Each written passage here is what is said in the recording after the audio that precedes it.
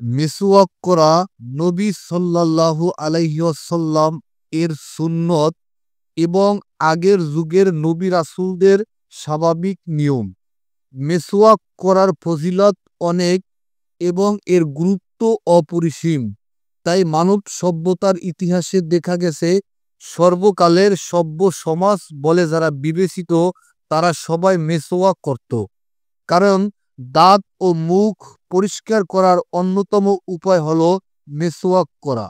চিকিৎসা বিজ্ঞানের মতে দিনে ২ বার ব্রাশ করা তথা মিসওয়াক করতে হয়, সকালে নাস্তা করার পর এবং রাতে ঘুমানোর আগে।